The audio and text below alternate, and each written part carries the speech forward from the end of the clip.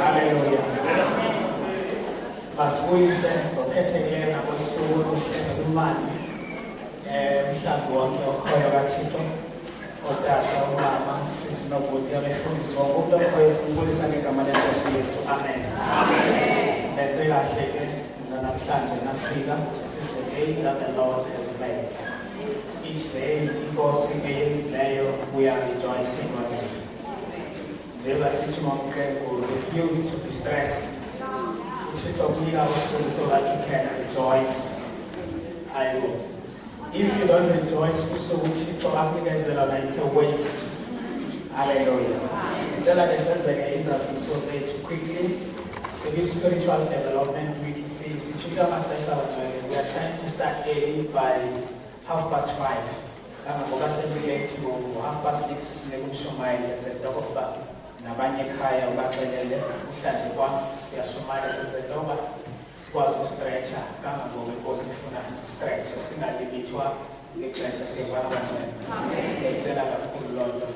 Okwesibili on Saturday leadership yonke omama be-leadership kunye notata be-leadership kuzaba khona nje close session yabo together ke utata nomama uMahlaba somewhere hapo ndingazutsho khona bayazela ngebalingisileyo sonke siyabakhuthaza ke sawubuya nalapho sisingabanye abantu eningasazi ukuba sibobani.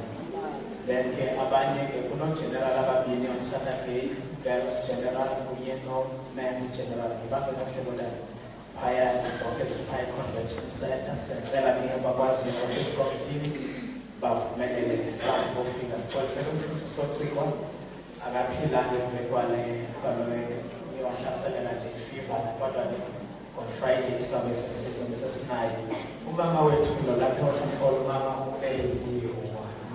baliwa esivele kusweleke into nasivile idate lapho ngayo lapha 14 sitheke sizakhe siyeke sileadership esibona sinawuthetha nalo ngoba 14 inantoni lamsophela le convention yoma ngoba sitheke manje sizale sibona basinawuthetha nabona bareflexe sibona Friday asazi kodwa without waste of time sizawunikela ke kutata uMahlaba ukuthi kaqhubeke ke nento uThixo aphathise yona.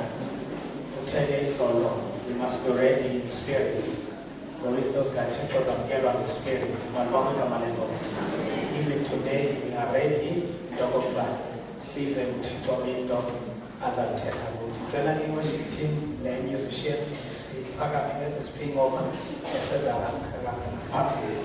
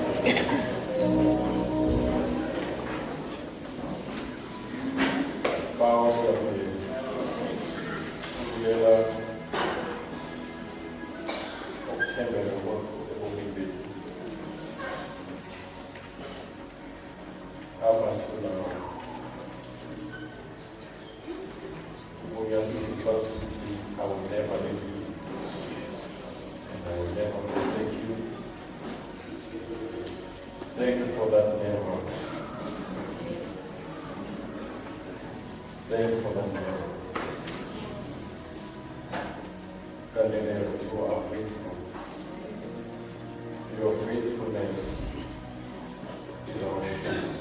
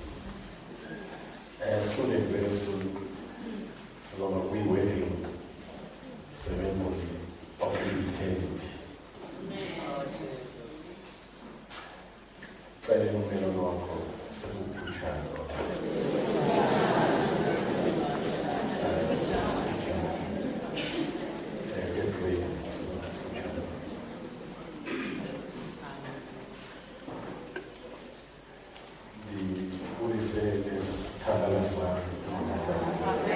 She looks beautiful all the time. You know, she's like an angel. Amen. Hallelujah. Siyambule uThixo kakhulu. Sithixo kweveki. Uthandile ukuba sithi revisit. Eyam for ithini na ngiyafumana. Hallelujah. Siyambule uThixo kakhulu. Awubekuhle kuye ukuba ngale veki esithi revisit into ye-spiritual development. Uyabona ke sithe masifika kanjalo sabona indawo eziningi ebesigqibele zingenayo. Sabona sekhona ama-malls, bakuyindlela, I mean, there's development everywhere. And that thing here, the city of Mthatha here, Irenkwa is one of the cities. It's also South Africa. Getting development. Not yes, I don't know about it.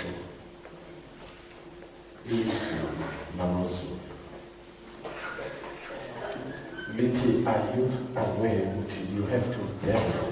Or what you say, there must be some sort of development in your life. Ungafanele kuyiyo last year. Ungene kwi-status quo. Yonke into yakhe bekhona.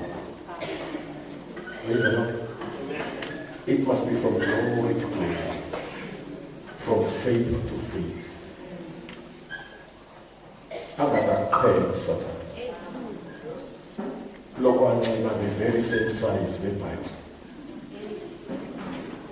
Kusho ukuthi awukhuli wena. Awudevelophi. Yonke into yakho is the same. No. I say no in Jesus' name. Hallelujah. Trust me, develop spiritual. Sizawutholela siyicawe efana lezi.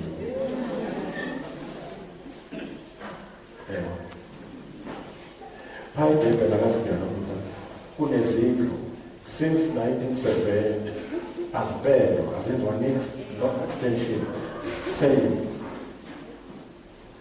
This is iyaxobuka. Lero uyakhona ikhuthukile. There's no development. But uThixo manje utshala ukuthi i-appetite. Chorus ethi, I want to be more and more like Jesus. That's a spiritual development. I myself, I refuse to be the very same MAHLABA who was 20. I refuse. I want to move on. Because growth, it's a process, and you will ever grow as long as you say MAHLABA. Amen? Amen? It's a process. As long as you live, you will keep on growing.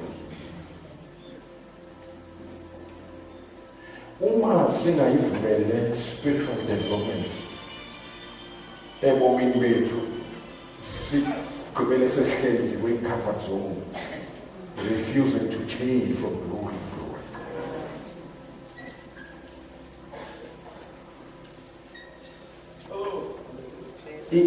Izaqhubela seyilusa i-meaning, izawulahlekelwa nayipower netho esayo. Ayizuba nawumtsalane. Izawuqhubela seyinto ebhorayo, e-religious. Nivile mosebenzile. Uma MAHLABA siyathetha nje phaa elokini, uthetha ngendaba yokukhula kwabantwana. Ukuthi umntwana after birth, in fact starting from the conception, there is growth, there is development.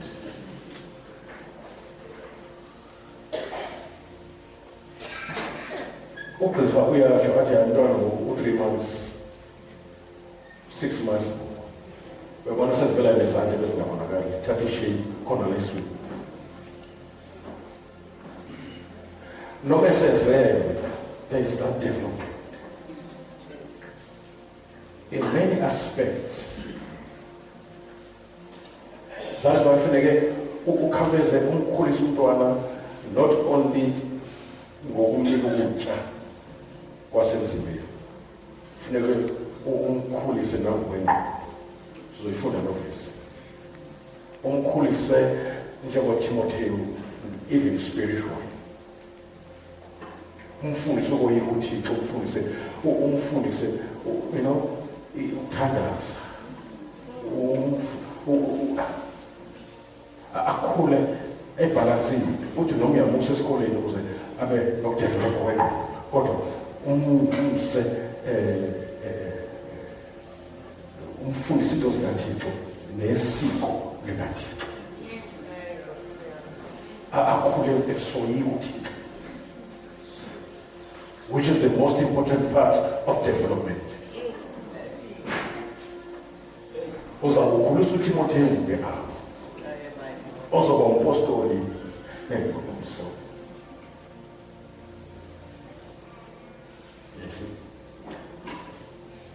I met Christ bazalwane in 1966 but I'm still growing. I'm still being diligent ekutheni ngizifunde ngezinto zaphezulu ngikhule ekumazini yena. The more we develop spiritual kunezinto ezivela ezingaveli xa ungakhuli. Kunama-levels most of the Bible. I write to you, little children. I write to you, young men. I write to you, fathers. Those are spiritual developments. Those are stages. Those are dimensions. Kuyenzeka ke bazalwane. Sesibhaqe inorganic. Just like a stone, it never grows because it's not organic. It doesn't have life in it.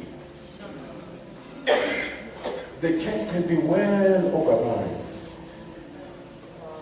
Kodwa kulahleke i-organism in the church. Ivile loo yonke into yenziwa ngesiqhelo. Kuhanjwe ngomgca wempuku. Namadimoni azayiqhela inkomo. Because there is no more development.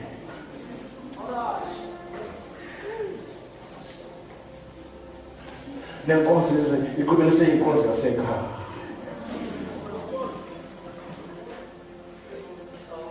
Seyihanjwa nabantu nje abangasindiswa abantu bahambe inkonzo yasekhaya.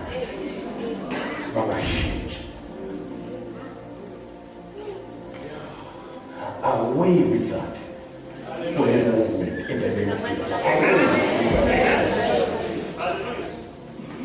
We are a movement. We are the kingdom. Hallelujah. Amen. We are the branches. It is expected of us ukuthi siveze isikhulu sokuthi sikhulile.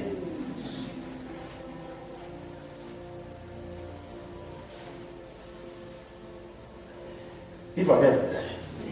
Iyavakala. Lento amthethi ukuthi yabona abantu abasha bayiva nje bayithetha.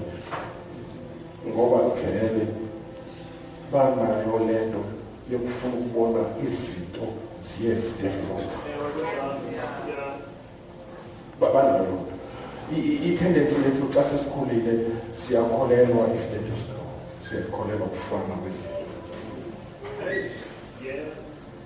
Uyabona ukuba uHenry Ford owaqala lento kuthiwa yimoto. Leyibona ishekayo leyo. Lehutha khona ongathi uchatha. Yabona? Lithi don't speak. They foot on everything. Fight, hold them on.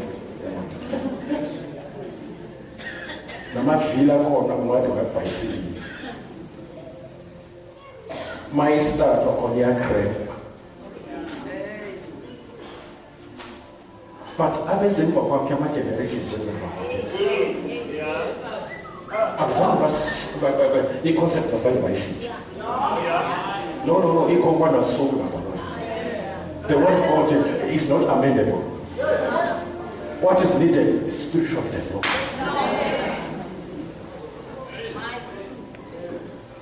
Hoje, sai a fogo, Mr. Ford. A boa noite. E daí, cara, e o pico. Hoje, there are new developments as a with concept, without forfeiting the foundational. This one was making up of a car. But to make it easier for one to drive, even user friendly, it cope with times and seasons.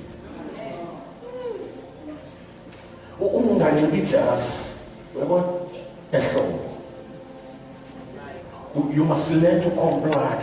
God is the God of times. He's the God of seasons. My God. Hey. Yeah. Go second motor as self-driving. Yeah. Computerized. Uveleje wehle ihambe yosibhalela lo. Mawusufuna betha kwifoni ibuye imoto ukhwela. Development. Say development. Yeah. Awasi ngoje ngenkulu ubasa electricity. Oma microwave. Kodwa umntata omkhulu wakho wayibasa ngendlela, but development. Into ya develop basakwane is not interesting.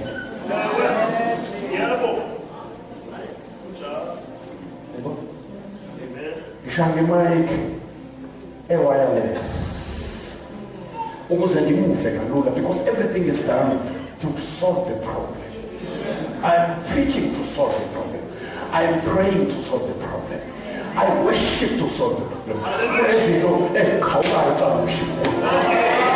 You must do everything to solve the problem. Don't do anything for the sake of doing it.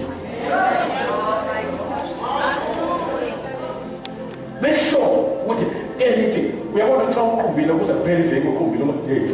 So we check it on the solve any problem.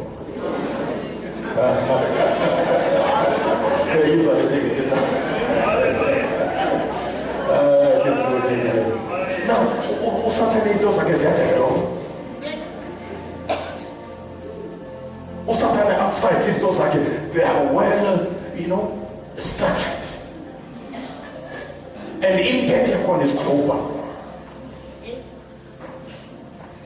Amen. Hallelujah. And the sons of are wiser than the sons of the light.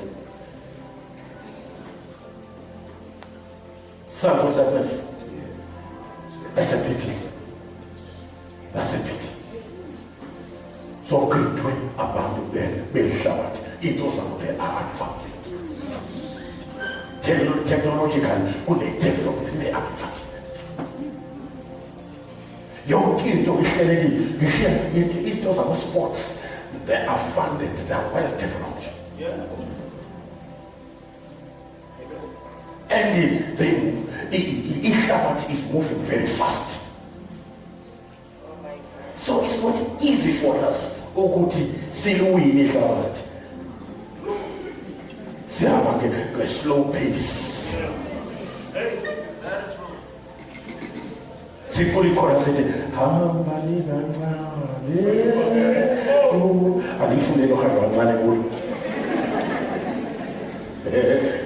Chapter 12, Hebrews chapter 12. We are teaching we marathon.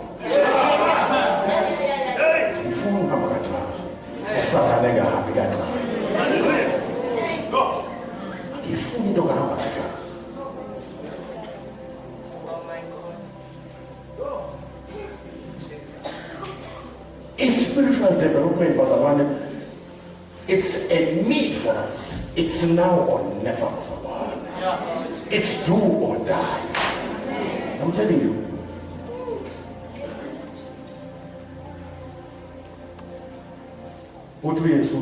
If you believe in me, as I'm teaching you, I won't allow you to be apostles before you are disciples.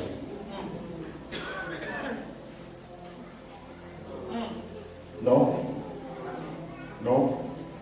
Be disciples first. I want to develop you, to disciple you, teaching you, equipping you for the work of the ministry. Once you serve the well developed.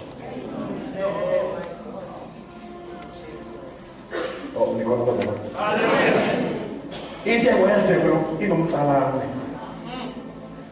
in the well developed and well groomed, is really it does.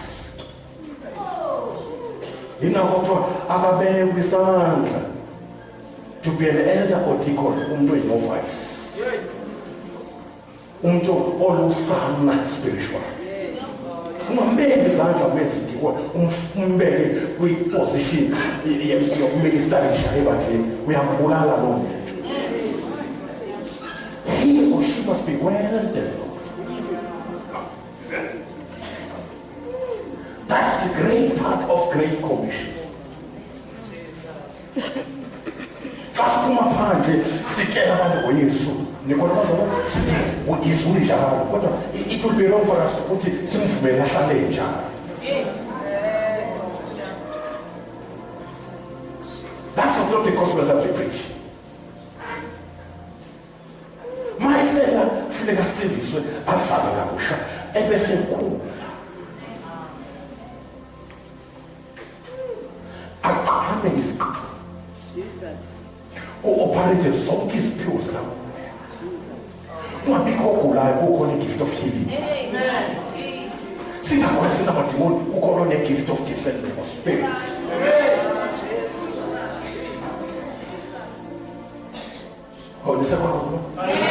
Singabina ngxaki engane-solution ekhona umuntu one-gift of miracles. See?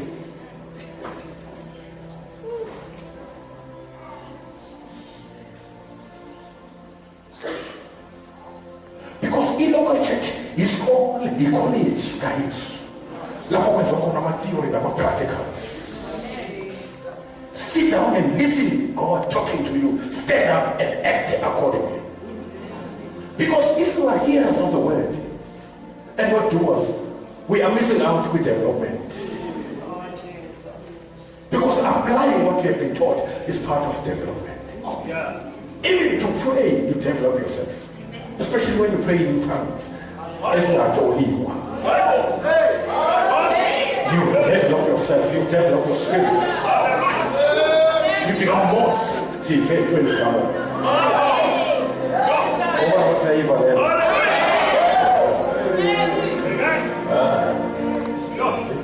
Growth is a matter of mass, brother. What is is not enough. Amasikhule lithi iBhayibheli ukuze sesekhulile wala, you know,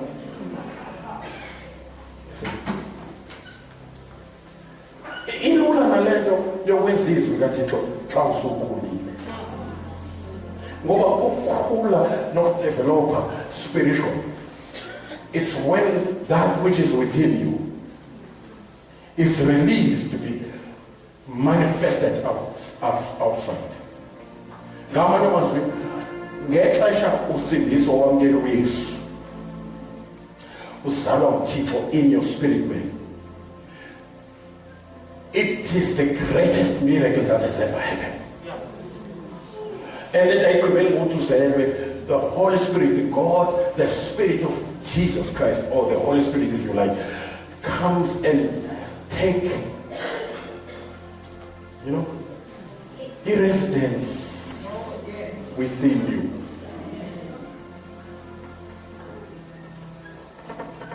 Imbewu kaThixo iba ngaphakathi kwakho iyodibana nomoya wakho. bese uyazalwa ube regenerated. Yeah. To be regenerated is to be born again. Uzayo Thixo ngomoya nangezwi likaThixo, imaterial leyo osaba imbewu osaba. Bese uphatheka ku-divine nature, u-inherite, ube njengoba ungumXhosa nje ngoba uzalwa abantu abangamaXhosa, njengoba umuntu omnyama nje ngoba uzalwa, you inherited.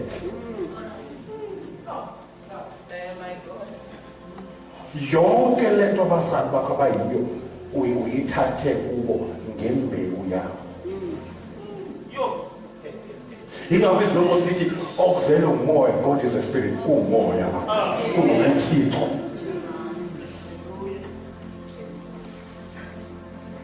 Uyivele ndithetha okuzelwe uThixo okuthixo unoThixo unemvelo yokuThixo, unempilo kaThixo zowe.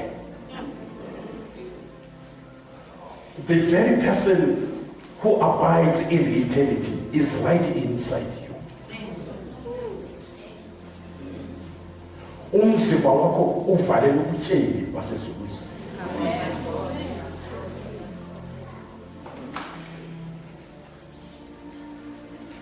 Bayisinceda ke loo nto ukuba le nto ekuwe iphelele ngaphakathi. Now, through spiritual development, that thing now is released from inside, and it impacts your lifestyle. Udlule ekufanele noThixo by being born of God, ungene ekufuzeni. Oh Jesus. Ukufana naye nokumfuza kunegebe khona. Spiritual development spiritual. Uthethiso kaThixo uhambiso wakhe nabantu babone. Uyizana no. Akusathi wena kaloku uKristu ophilayo. Ivumele cha. Ivumele, be flexible. Ifa uwe uphile kuKristu. Ufile into ngithetha. And it's a possibility. It takes a desire. That desire can be suppressed sometimes. We feel it together. So I can mamele. Mamele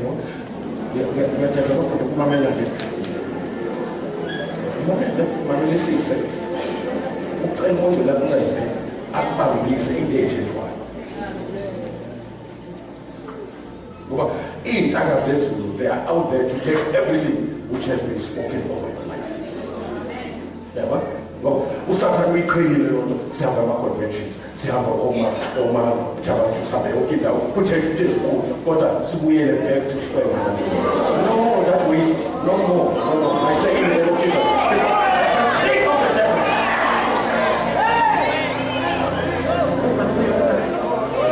No. We can't waste that time now. No. We must redeem times. Uma kade unoThixo, uma singahleli into okuThixo aphathiswe. Uqale kodwa ngiphathele kodwa yini. Izawulahleka xa isesandla sakho. Ngoba lithi iBhayibheli uyasikhumbuza uMthweni. Yabo? So uyikhoshiwe wena, but khumbula 1987 uThixo dayithetha ethamanje that prophecy ingahleki. Seyivale into eyiwaste uThixo akhethe ulanda abantu khokho izimali ulanda abantu bethwele zikaThixo zithethwe phezu kwenhloko yakho zithathwe zidala zezulu. It's over with the devil. It's over. I say ngiyafana.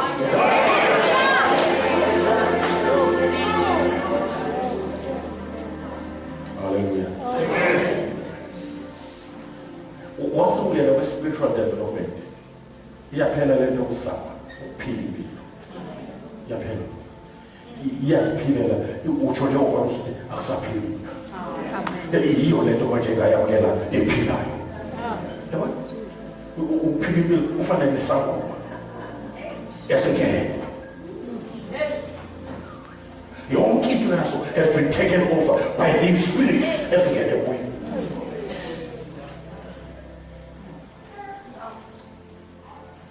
I went down and I went to myself, Isabel, oh, what about every time? We must just say, see, for me, I don't know that I was sitting in passengers. Tata in passenger seat, Council 60. Most of them are seeing there. Yes, some tea, yes, some niggas wine. Who showed up so to the president? Yes, no, yes. Yes. Yes. Next lecture, it's all castle, some final things, thousands of things. Why was that away? Try it. Yes, I saw. Don't argue with him. Don't figure out what it is of the Talajan. Uanjai is not yours. That's what the just shall live by faith, not even by feelings, not by effort.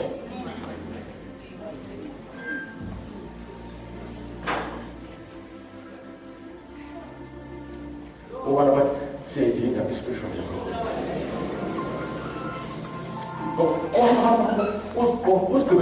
What's going to say about that? So much issue. So on will and tenders.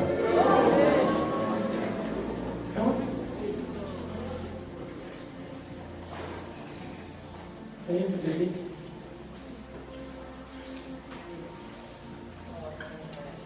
So 2020, later, see. What about to let the team on what you talk with the other people on what you let that I say, I say, let that now.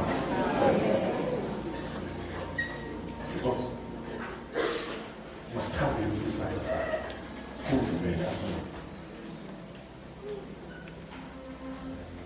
The spiritual development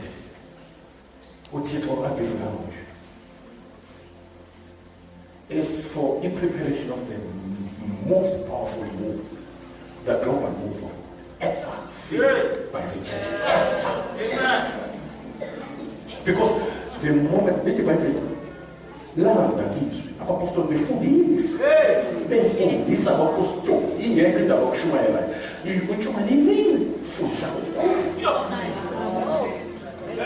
when I don't know motivation of follow his way.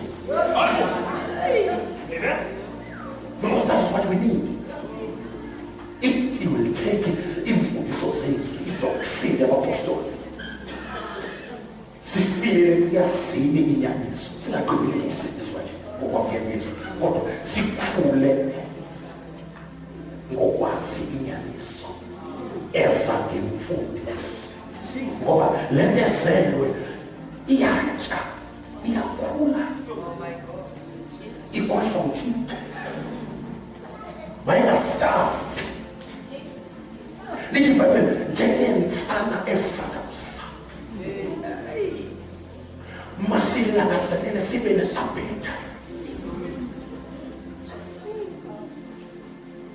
Kuthiwa yini efaka umntwana kuthiwa multivitamin umntwana xa ngenayo appetite unikwa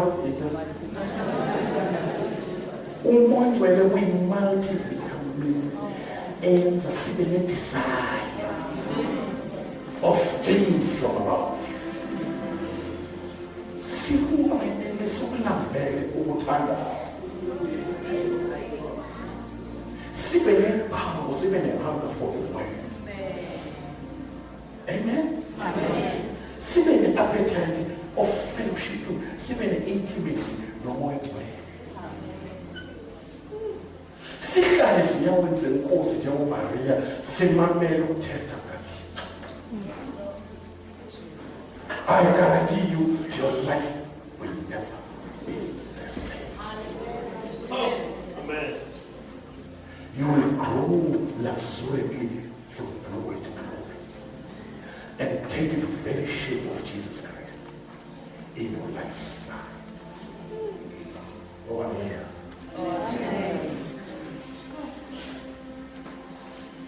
We need that. We don't have to want it.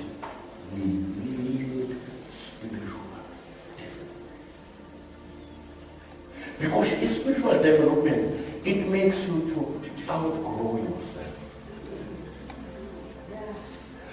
Let my limitations of the flesh and of the carnal mind. Come outside the box of your finite mind. Come to be like a God. Open the mind of Christ. Open the wisdom from above. Open epignosis. Open the loyalty from above. Open the supernatural knowledge. Uxelela izinto uyafika usathana usebuyazidala. Jesus.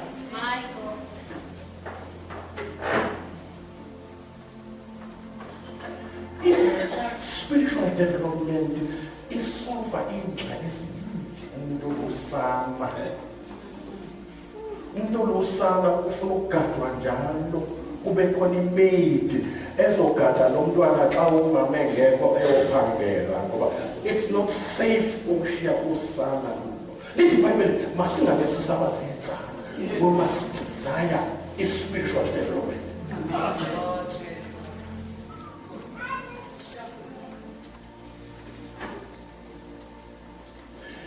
Once you develop spiritually, one is to put it was fire. Ngoba mawungena ensizweni imabele lonke. Ngoba mawungena ensizweni ungena the acceptance of grace. You are accepted as you are. No me solo so così che let's reason together, come. When you're weary and heavy laden, come as you are. Isa no taka bako nezo no sako yonke lonto izuja. But the class of the Lord is saving so much. So get up my ministries. Go to have started to show yourself approved. So we don't get approved. The one that's up for one a Saturday. My God. You said something about who are well developed for the task. For the ministry. Even if you're on a level ministry of worship, the idea is served on a daily basis. If it means we can wish fasting, go on fasting in the days of spiritual.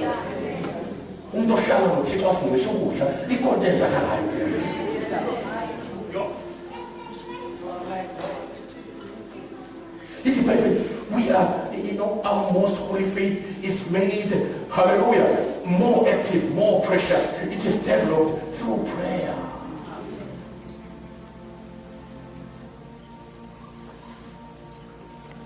That is why sometimes it's very imperative for us.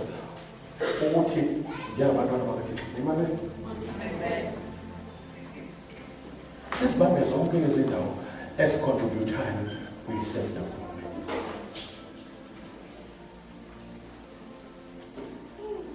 Ngoba kukhona nalento kuthiwa is self-development. When you spend time unothixo utya esizweni kaThixo, working out your own salvation, because God works in you. Let the Bible save yourself. Because let it abide in me. And let my word abide in you. Repeat the little slogan. Let the word of God dwell. Let you, that's our responsibility. Let the word of God dwell in you. Have an appetite. Let the word of God dwell in you richly. Even if it means to all reciter is all get. Amen. Lizalise libhalo uThixo engqondweni nasenhliziyweni. Lingabhali enhliziyweni kanti alibhalwe engqondweni. Because ingqondo is the benefit.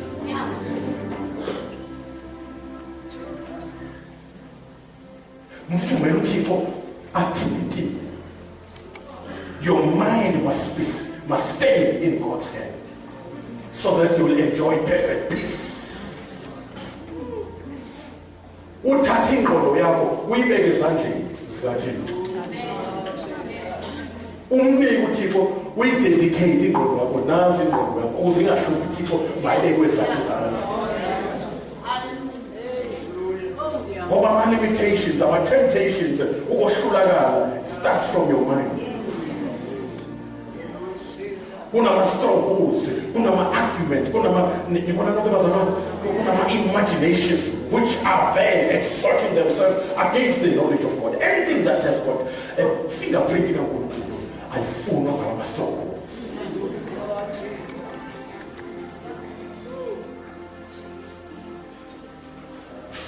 Terrified. Allow the devil. Ukuba ahlale ngendawo ahambe ngokubona angahambi ngokusho.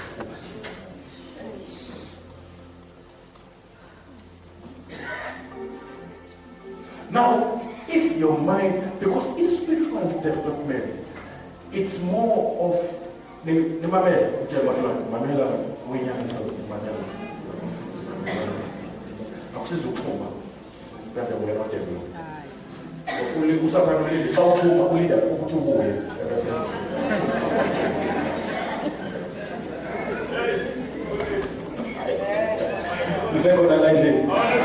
yes.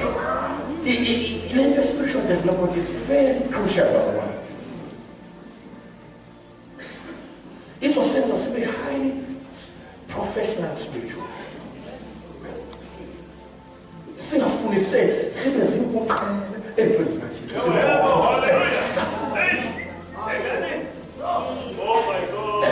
prophets. Singapore is down. Where's the come on? Oh, one way when they are ready to answer. Everyone was losing their head. Glory. My desire was the Lord, which is God's desire. You know, what people is in God's eye? I will tell you, not like people is limitless. Oh. See, Tika, as a limiter, which is getting was I come against the spirit of limitation. Hallelujah.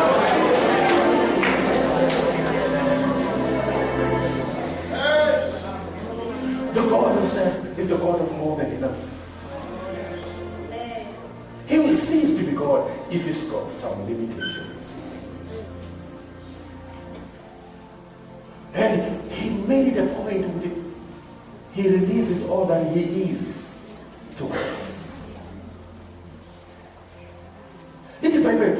Amandla akhe uThixo has given us all things. In all our asking and praying, petitional prayers, we are asking what is ours already, what is given to us officially. The reason we ask is for us to possess. Still relating to now. God was saying that for us. They, Abba Israel, they already had the land as theirs before they were born. As far as you are, it's up to us. We are the ones that limit God. As far as your eyes can see, I will give you the land. I will never say that is too much. No. Oh.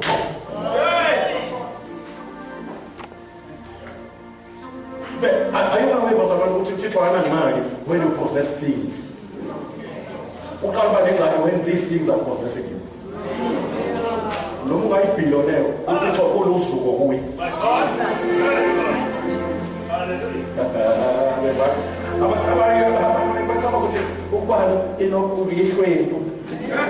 It makes you to be more spiritual. That's a wrong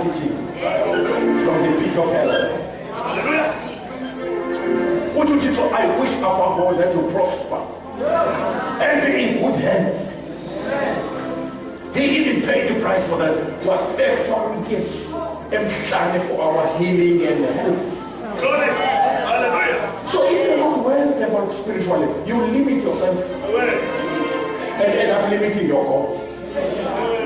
The Bible says in Psalm 78, I think verse 41, they limited the Holy One of Israel. The worst thing you can do for your life is to limit your God.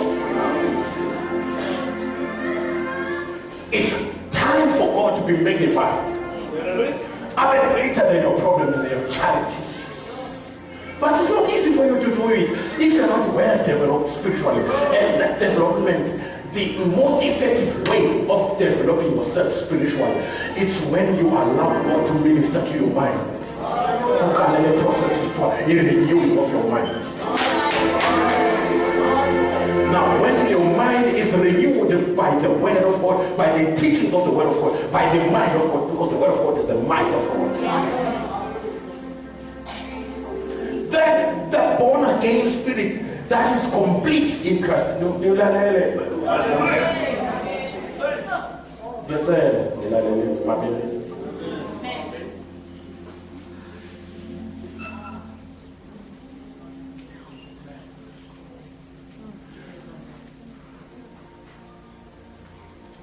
Ngesikhathi ingqondo le yakho iyenzwa ibala ingena kwi-alignment le nto kuthiwa i-wheel alignment niyiva loo nto wheel alignment ngoba xa ungayenzi i-wheel alignment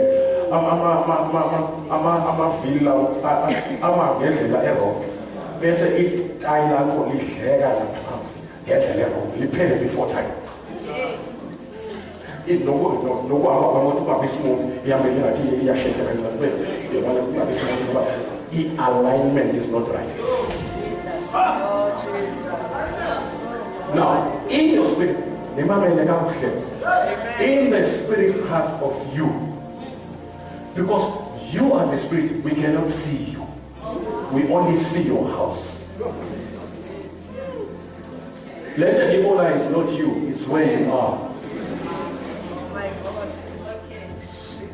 Ngoba uma ususwelekile kuthiwa usishiyile uDadu Sibani usesenkosini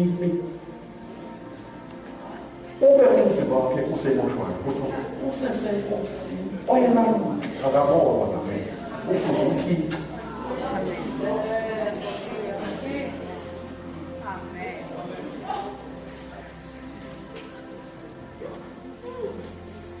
Oyena muntu owenza nalo mzimba engubona ushukume akabonwa yena kodwa into ebonwayo isicontrola uyena.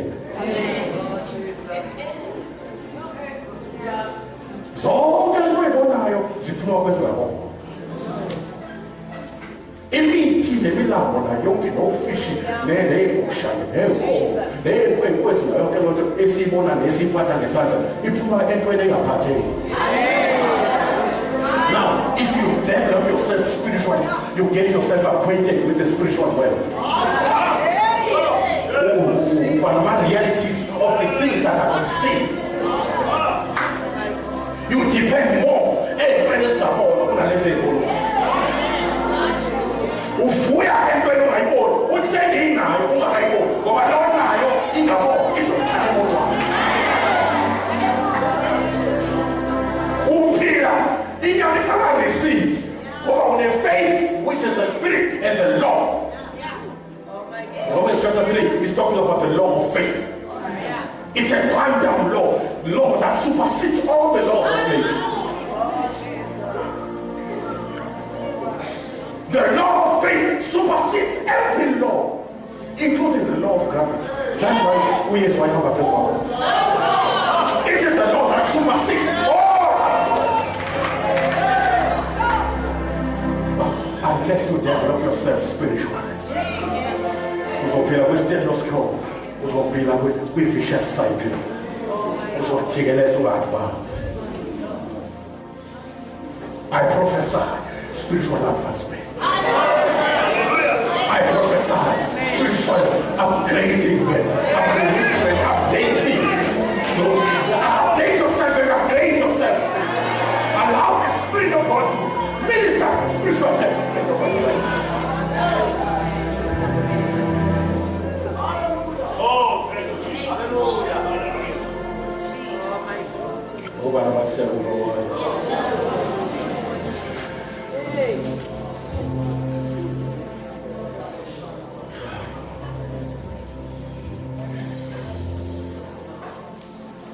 Now, umoya wakho asho umoya wakho ya ngesikhathi usindiswa umoya wakho ngesikhathi usindiswa wehle umoya kaKristu bayo bahlangana nomoya and then wasekwa umoya omnye. That's a miracle that is beyond anything that has ever happened in the whole universe. That is the greatest miracle for you to be born of God. But it is covered by the flesh. It has not yet appeared. God, it is there.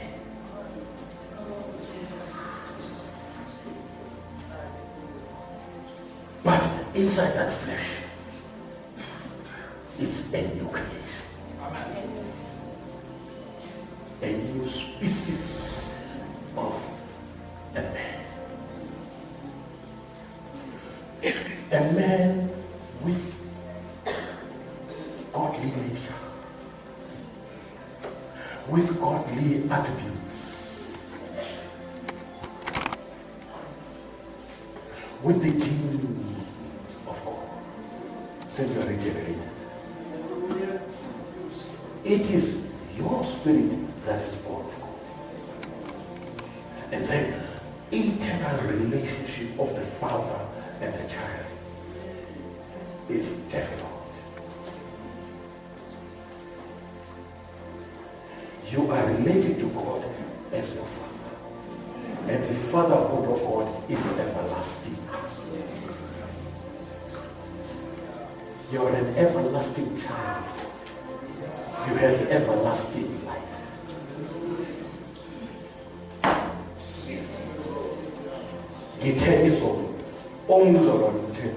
The reason why God has made man to look like him is because he's going to spend with him. So, and to spend eternity. Why would eternity can be spent? You can't spend. I mean, it doesn't have any there and the beginning. In fact, 1% of eternity is eternal.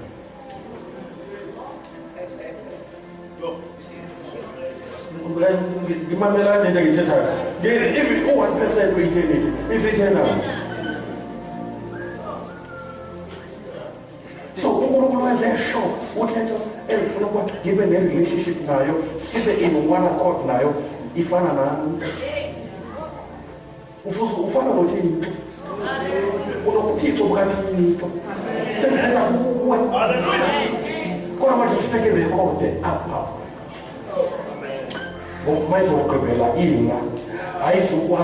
through your life. It will never impact your life on earth.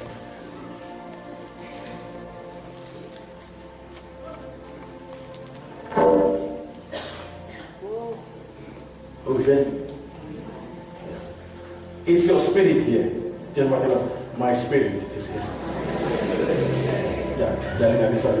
Because the Bible is talking about out of your belly shall flow rivers. But your soul is residing in your mind. Your mind is part of your soul. There is difference. Part with salvation of your spirit, the salvation of your soul, and the salvation of your body.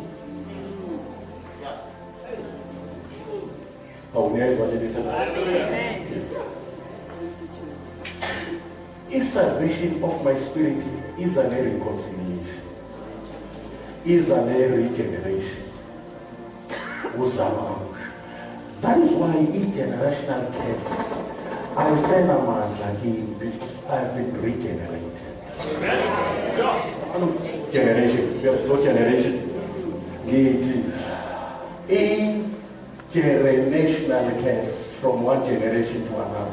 Once I'm regenerated, I say no man.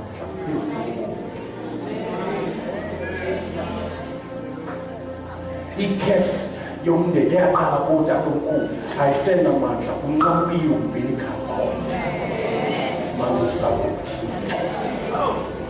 But this thing must record it. I am over your life because glory to Jesus. Amen. The most active part of your body in this life is your mind. That's why we must feel when yes, we may be chatting about games. When then I transform me. Wow. You are reformed. Let's call it you are informed. Let's go into you are transformed.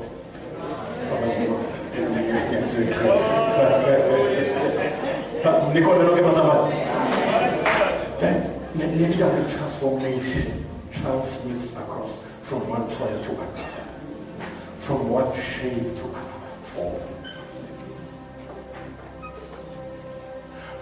Yona ke into zowenza inhlabathi libonela lapho lento ukuthi yaphila nge-transformation of your life.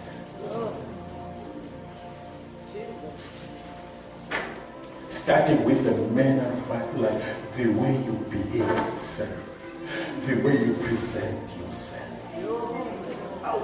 the way you show forth, you showcase the character of Christ in the form of the fruit of the Spirit. That is not possible until your mind is renewed. Until your mind is made to be in alignment, not with your flesh this time, but with your born again spirit, with the new creation. For the mind to be renewed, it is only made to be in alignment with the new you.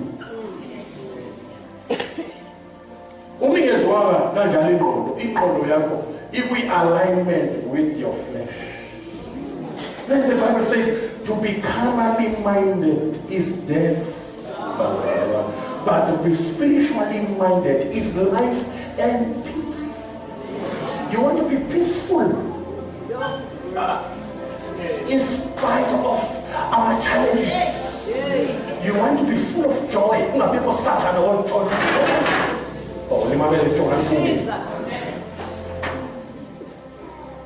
You want to be victorious in life. Or you remain victorious positionally. Because there's difference but to go back positionally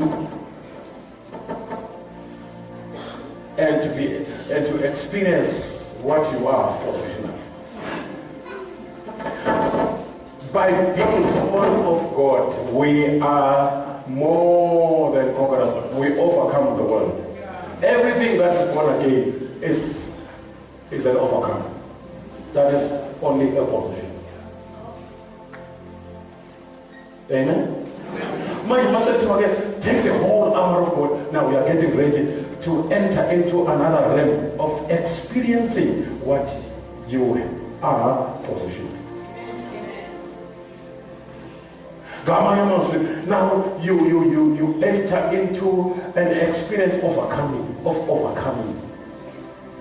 You are meeting challenges, they come to you. We are then you become to say, in all these things, we are more than conquerors. Now, if in your fight,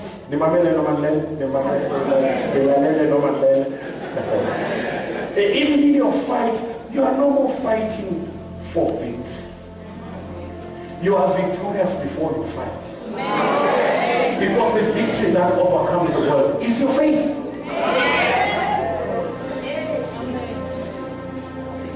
Faith is more than just believing God. It is victory. In fact, it's not yours. It's a gift from God. Which came from God through the word. Because faith comes by hearing. It's one of the gifts of the grace of God. Faith. How you gonna know? What to Paul? And this life that I live in this flesh. Because I said be the Christ of pillar. Amen. With all the pillar, we call who are Christ too.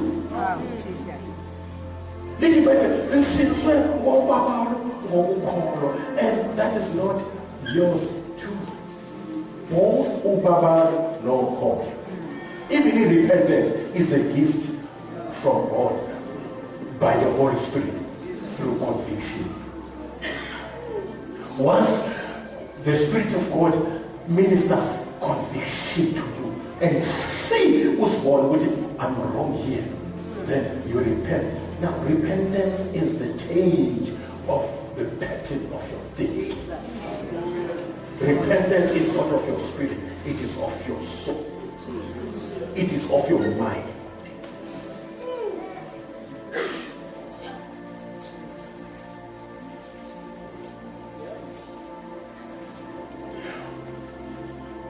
If we don't allow spiritual development to take place in our lives, we are asking for great trouble. In fact, the devil will take advantage. Sibanjwe izinto ekufakwe sibabeza. Sibe ngamakhoboka, sibe singokuka kodwa abangamakhoboka.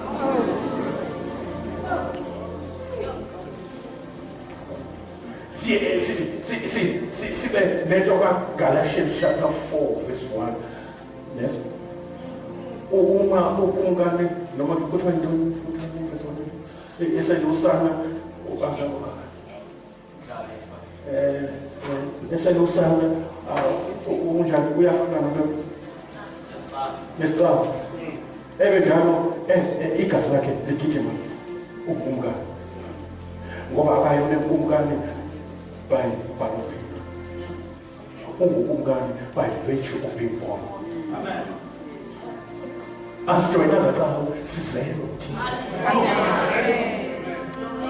sizele uThixo. Ithatheni serious lonto, asiyazi ngisho iingilosi. Iingilosi were created by the word. Asiyazi into usana uThixo. Thina more than being created, we were born of God. And then John chapter 3, that which is born of spirit is spirit. That which is born of flesh is flesh. Which means that which is born of a dog is what? That which is born of a bull. That which is born of God. Let's make man in our image. As if we are the only creatures who so these things must manifest themselves.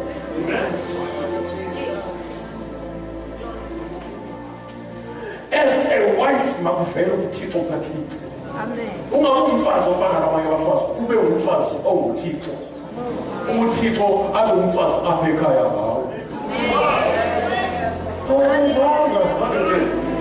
uThixo abe yindoda apha ekhaya. Ngoba kusaphilwe uKristu ophilayo.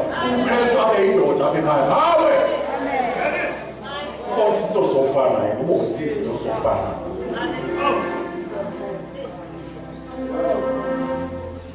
That's why we have the name of Jesus in us, the blood of Jesus in us, the Spirit of Jesus in us, the word of Jesus in us. We cannot afford to remain the same.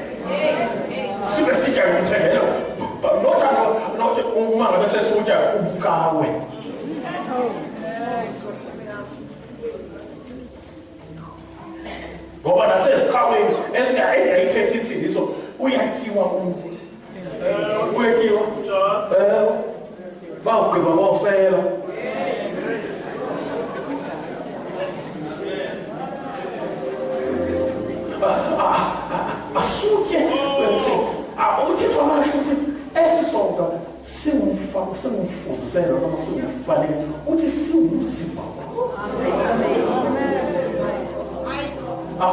symbolic of, no, it's not symbolic, it's actual. It is but the spirit of flesh of Jesus, it was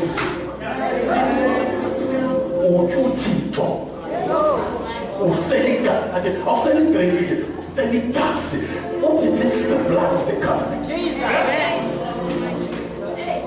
Now your faith must take it so real as Jesus says.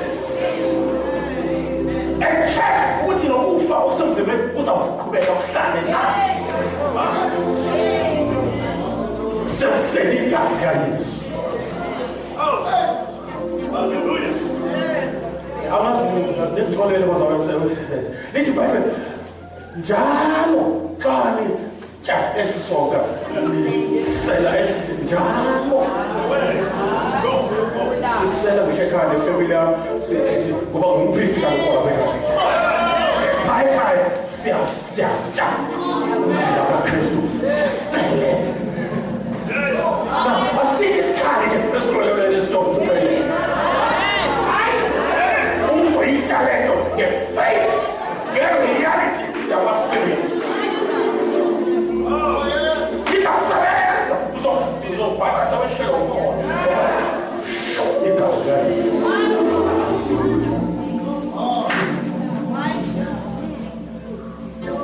Have a picture, see yourself uparteka emzimbeni nasegazini lokuphila. And see yourself and talk within your spirit and say, man, one day you will not survive.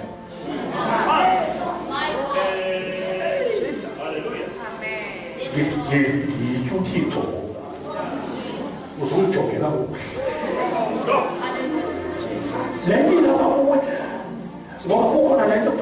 development in the spirit.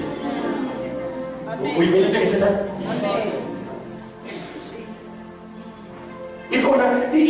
Your contribution is why fight for ministry in your spiritual development. You come and why you are which I focus on classic.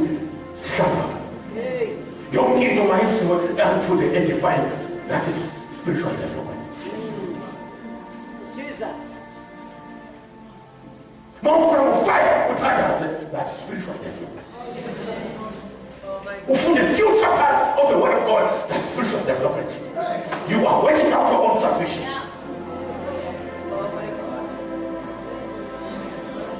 Then you try self-discipline. It's the fruit of the spirit.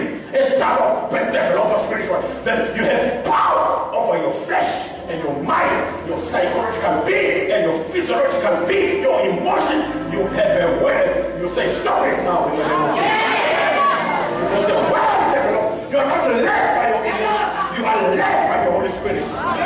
Once you develop spiritually, it's a sheep, isn't it?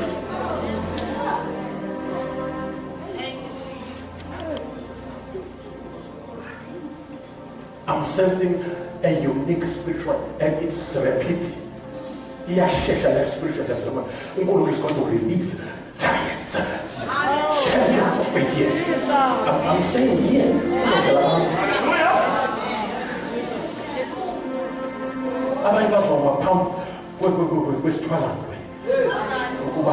Political leaders, they will speak the wisdom from above.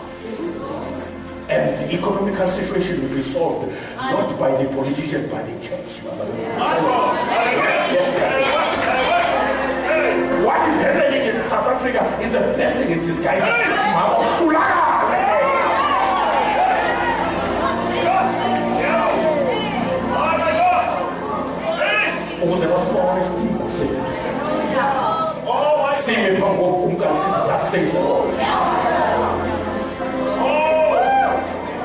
God is raising prophets of the last days. I'm talking about true prophets.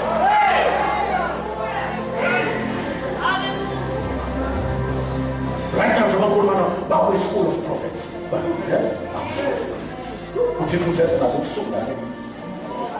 Our apostolic school. That being groomed by the Holy Spirit. Our mentor. Our teacher. Our paracletus, our helper. Our comforter. Our friend. That sticks close, brother.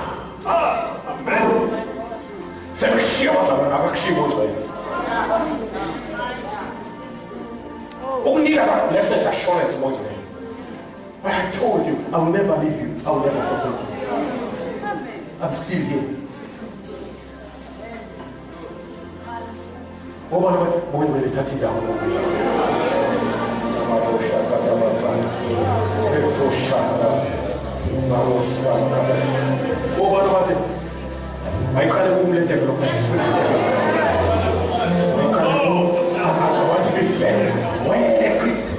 For the last move of God, Lord, teach me.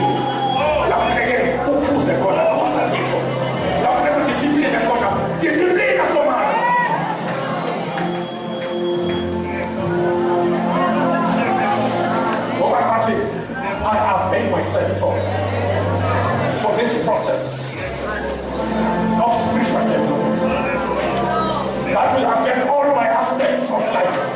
The psychological, the moral, the physical, the social, even the financial.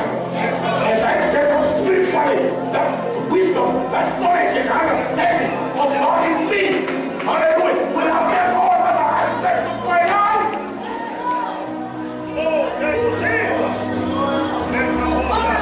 I see myself as an answer from above to this dying nation.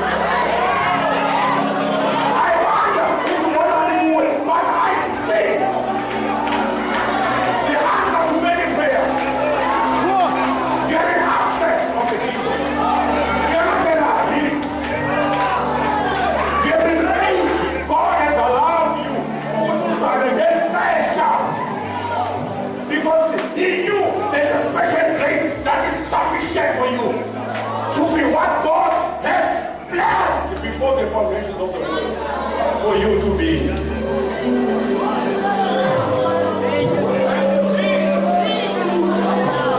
I want to know where you can begin with me. I want to know where I'm blind for your head. I want to know where you are the potter, I am the clay.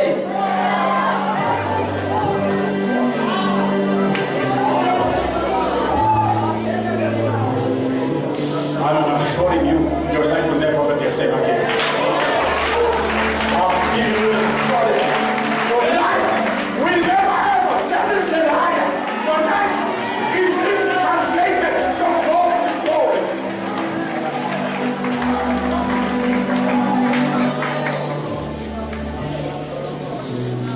As you are standing,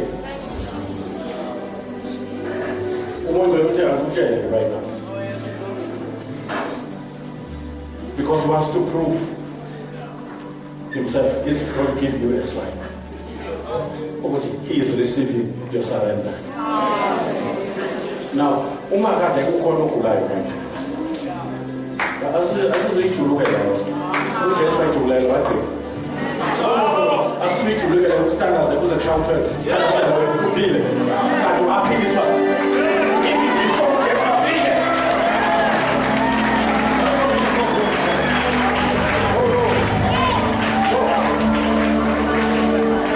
Can I tell you something, Brother? By God's grace. There's a difference between authority and power. Amen? Umipolisa lifika kuwe, liveza i-badge ethile. Noma yenziwe private. Etshoyo ukuthi, this is a policeman. This is a law enforcement agent. This one. Up put the power in the form of a card. Yeah. You. Up. My God. La call authority. Trying you for to enter the authority. Akathethi kakhulu uthetha yona engakathethi. Umimoto yakho ngekho right uthi uthatha uleft ungaqhubeki. Ufaka safety belt.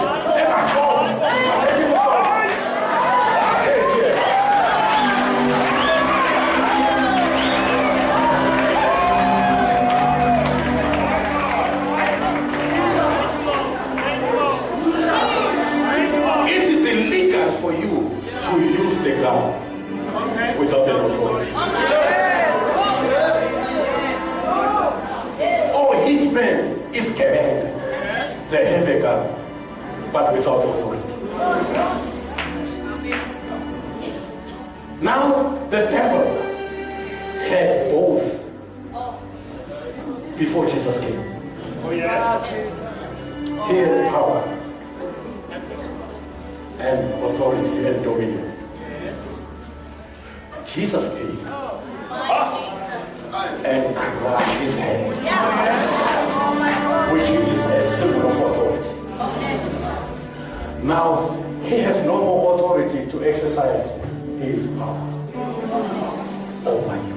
No! It is illegal for a devil to use. He is still having the power, but the authority has been taken away from him. Now, the Bible says, Jesus has given us power over the power of an enemy. Now, there are different powers here. The power of Jesus is authority. And the power is power to do something. Now, we stop the power of an enemy by authority. And then, Holy Spirit is our gun. You shall receive dynamite. Dunamis. But the name of Jesus is authority. Once somebody come along, in the name of Jesus, we are showing forth the authority. We are authorized. That is why the owner of the name says,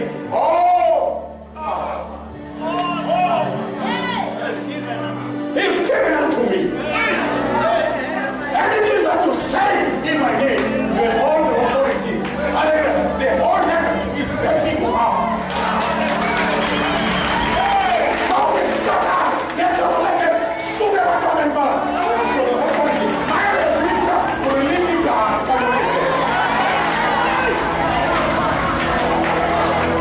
He's forced, he's tormented, he's persecuted because he's trespassing. Because we territory, we territory, now when the devil trespasses, he's asking for trouble. He will pay 7 times. You must know that.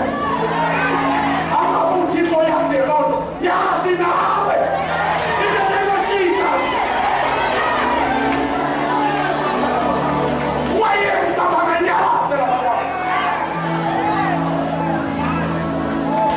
I'm developing your spiritual.